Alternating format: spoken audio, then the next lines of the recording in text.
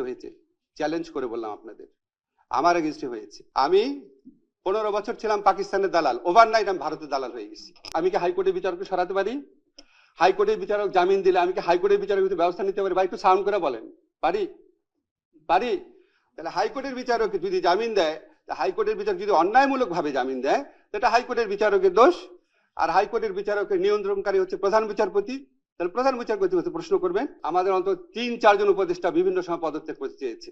আমরা যখন প্রত্যাশা করি, আমাদের এই বিপ্লব পরবর্তী সময়ে প্রত্যাশা ম্যানেজমেন্ট একটা বিশাল ব্যাপার হয়ে দাঁড়াইছে। আমি একটা ছোট্ট করে আপনাদের ঘটনা বলি। আজকে যে বাংলাদেশের ফুটবল টিম আছে, এই ফুটবল টিমকে যদি পৃথিবীর শ্রেষ্ঠ দুটা কোচের নাম বলি, ম্যানেজারের নাম বলি, একজন পেপ গার্ডিওলা আর একজন হচ্ছে জেনেদিন জিদান। এখন যেন বাংলাদেশের ফুটবল টিমকে যদি জেনেদিন জিদানের হাতে দিয়ে দেন, 1 বছরের জন্য ট্রেনিং করাবে, জাস্ট বাংলাদেশে সে ট্রেনিং করাবে, অন্য লজিস্টিক কিছু দিবেন না, জাস্ট ট্রেনিং করাবে।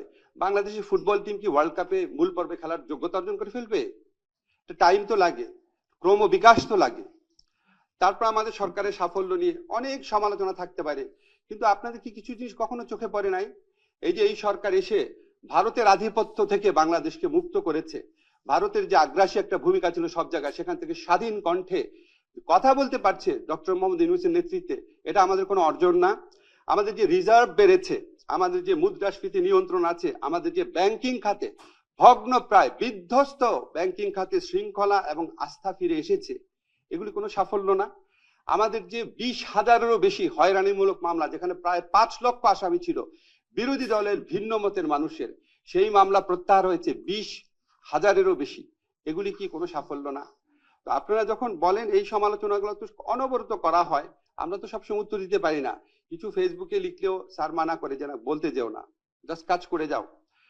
আর ব্যক্তি পর্যায়ে আপনারা বললেন, একজন ভাই বললেন সাইবার বুলিং এর বিরুদ্ধে ব্যবস্থা নিচ্ছেন না কেন?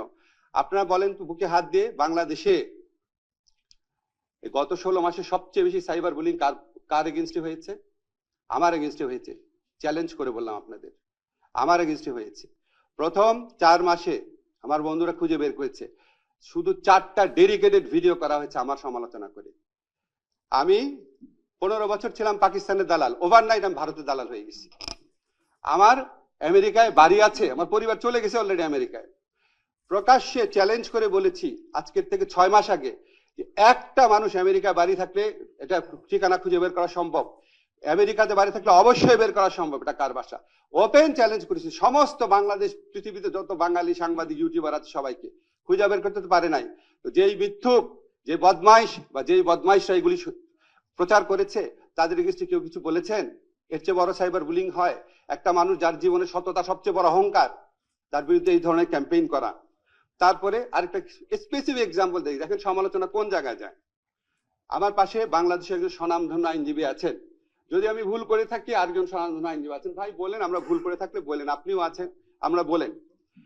বাংলাদেশে যত জামিন হয়েছে জুলাই ঘটনাতে গ্রেফতারকৃত যারা, তাদের মধ্যে কিছু কিছু জামিন অবশ্যই মানুষ পেতে পারে, কিন্তু কিছু কিছু ক্ষেত্রে আওয়ামী লীগের সন্ত্রাসী কর্মকাণ্ড করতে পারে, এই ধরনের লোকটা জামিন পেয়েছে। এই জামিনের 90% হয়েছে হাইকোর্ট থেকে। হাইকোর্টে যে জামিন দেয়, জামিনটা দেয় হাইকোর্টের একজন বিচারক। তো জামিন দেওয়ার ক্ষেত্রে যদি কোনো ভুল থাকে, সেটা বিচারকের দোষ।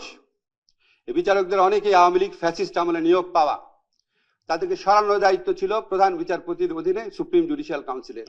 এখানে আইন মন্ত্রণালয় কিছু করতে পারে? সারা এখানে কিছু করতে পারে ভাই আইন মন্ত্রণালয়? আমি কি হাইকোর্টের বিচারককে সরাতে পারি? হাইকোর্টের বিচারক জামিন দিলে আমি কি হাইকোর্টের বিচারক ব্যবস্থা নিতে পারি? ভাই একটু সাউন্ড করে বলেন, পারি? পারি? তাহলে হাইকোর্টের বিচারক যদি জামিন দেয়, হাইকোর্টের বিচারক যদি অন্যায়মূলক ভাবে জামিন দেয়, সেটা হাইকোর্টের বিচারকের দোষ। আর হাইকোর্টের বিচারকের নিয়ন্ত্রণকারী হচ্ছে প্রধান বিচারপতি। তাহলে প্রধান বিচারপতি হচ্ছে প্রশ্ন করবেন, ঠিক কিনা বলেন আপনারা? আমি ভুল বলছি? যতগুলা হাইকোর্টে জামিন হয়েছে সবগুলা আমাকে দোষ দেওয়া হয়েছে, আসিফ নজরুলকে। কেন? আপনি যদি সত্যি এই জামিন বন্ধ করতে চান, তাহলে আপনি যারা এটার জন্য দায়ী তাদের বিরুদ্ধে কথা বলেন নাই কেন? আওয়ামী লীগের ফ্যাসিস্ট আমলেও তো আপনারা সিনহা, শামসুদ্দিন মানিক, খায়রুল হকের বিরুদ্ধে আমরা কথা বলেছিলাম। তখন বলা গেছে, তখন কি তত্ত্বাবধায়ক সরকার রায় বাতিল হইল কেন? খায়রুল হককে দোষ দিয়েছিলেন নাকি আইনমন্ত্রীকে দোষ দিয়েছিলেন? শামসুদ্দিন মানিকের উদ্ভট কর্মকাণ্ডের জন্য কি শামসুদ্দিন মানিককে দোষ দিয়েছিলেন নাকি আইনমন্ত্রীকে দোষ দিয়েছিলেন? তো এখন কেন আইনমন্ত্রীকে দোষ দেন? যে আইনমন্ত্রী কোনো সম্পর্কই নেই এটার সাথে, কিছু করারও নাই। তাহলে এটা কেন দেন? আমি অনেক চিন্তা করছি, দুইটা কারণে দেয়। একটা হচ্ছে ভিউ ভালো হয় না, ব্যবসাটা ভালো হয়, মনিটাইজেশন হয়, আসিফ নজরুল নামে একটা গালি দিলে একটু টাকা আসে, এটা একটা। আরেকটা হচ্ছে এখানে বিশেষ একটা রাজনৈতিক এজেন্ডা আছে। আসিফ নজরুলকে দুর্বল করলে বিশেষ রাজনৈতিক এজেন্ডা বাস্তবায়ন সহজ হয়। এই দুইটা ছাড়া আমি কোনো কারণ দেখি না। যারা অন্যায় জামিনের বিরুদ্ধে কথা বলতে চান, সত্যি যদি আপনারা চাইতেন, সত্যি যদি আপনাদের নিয়ত ভালো হতো, তাহলে জামিন যে বিচারকরা দেয় আর ওই বিচারকদের যিনি নিয়ন্ত্রণ করেন তাদের এগেইনস্টে আপনাদের বলা উচিত ছিল, বলেন নাই। এটা হচ্ছে উদাহরণ দিলাম ব্যক্তি পর্যায়ে আক্রমণ কোন জায়গায় গেছে। আপনি বলেন, একজন বলে গেলেন যে আমরা কেন পদত্যাগ করি না, পরে জানবেন আমাদের অন্তত 3-4 জন উপদেষ্টা বিভিন্ন সময় পদত্যাগ করতে চেয়েছে। এই অন্যায় আক্রমণ, অন্যায় সমালোচনা, সারাক্ষণ গালাগালি, অশ্লীল অশ্রাব্য গালাগালি, প্রাণ নাশের আশঙ্কা, মানে প্রাণ নাশের হুমকি, অবর্ণনীয় জীবন, এই জীবন কে উপভোগ করে? আমাদের প্রধান উপদেষ্টা বলেছেন এটা একটা টিম, একজন পদত্যাগ হলে আরেকজন মনোবল নষ্ট হবে, আরো দাবি আসবে, আমরা কোনো কাজ করতে পারবো না, কাজ করে যাও। তো কাজ করে যাচ্ছি। এখন যখন আমাদেরও বলার সময় আসবে, সবকিছু জানবেন, বাংলাদেশে থাকবো, সমস্ত কিছুর উত্তর দিব, এবং আমার তো নিশ্চয়ই সততা এবং আত্মবিশ্বাস আছে, সবকিছু একসময় সবাই জানতে পারবেন। আমার শুধু একটা জিনিস মনে হয় কি, যে আমাদের প্রত্যেকেরই, দেখেন এখানে যারা আসছেন প্রত্যেকে ব্যক্তি এজেন্ডা নিয়ে কথা বলেছেন। আমি কারো নাম বলতে চাই না, এমন লোকও আছেন যিনি একটা তদবির করেছেন, শুনি নাই, সমালোচনা শুরু করে দিয়েছেন। যিনি একটা বড় দলে নমিনেশন চেয়েছিলেন, পান নাই, সে বড় দলের সমালোচনা করা শুরু করে দিয়েছেন। যিনি একটা অন্যায় একটা সুবিধা চেয়েছেন কোন একটা প্রতিষ্ঠানের কাছে, পান নাই, সেই প্রতিষ্ঠানের সমালোচনা করা শুরু করে দিয়েছেন। এখন আমরা ইংরেজিতে একটা কথা আছে, you get the government you deserve. আমরা কি নিজের সংস্কার করেছি? আমরা কি নিজের চিন্তা ভাবনা, নিজের সততার সংস্কার করেছি? আমরা কি আমার প্রতিষ্ঠানের সংস্কার করেছি? এই যে সমস্ত পত্রিকা অফিস আছেন, এনজিও আছেন, বিভিন্ন অ্যাক্টিভিস্ট প্রতিষ্ঠান আছেন, আপনারা আপনাদের সংস্কার করেছেন? এই যে রাজনৈতিক দল আছেন, আপনারা আপনাদের সংস্কার করেছেন?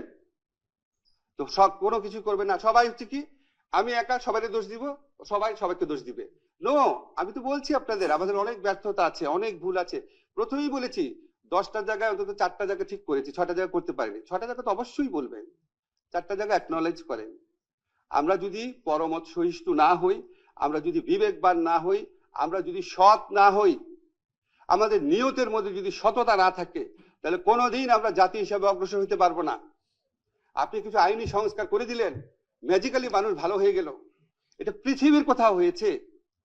একটা দেশ ইংল্যান্ড, ওখানে সংবিধানই নাই, আর আফ্রিকান যে কোনো দেশে দেখেন সংবিধান, হাজার হাজার ভালো আইন আছে, তো ওখানে কি বেটার গভর্নেন্স প্রতিষ্ঠিত হয়েছে? কাগজ দিয়ে বেটার গভর্নেন্স প্রতিষ্ঠিত হয়? আমরা আত্মসমালোচনা করি। পৃথিবীতে আমাদের ইসলাম ধর্মে আছে সবচেয়ে বড় গুণের একটা হচ্ছে আত্মসমালোচনা করা। আছেন, আমরা সবাই আত্মসমালোচনা করি, সবাই সবার মতামত, সবাই সবার সীমাবদ্ধতা, শক্তিমত্তা বোঝার চেষ্টা করি। এইভাবেই যদি আমরা অগ্রসর হই, আগামীতে আমরা ধীরে ধীরে সংস্কারের পথে অগ্রসর হতে পারবো। 5 থেকে 10 বছরের মধ্যে দেশকে আমরা ইনশাল্লাহ অনেক ভালো জায়গায় নিয়ে যেতে পারবো।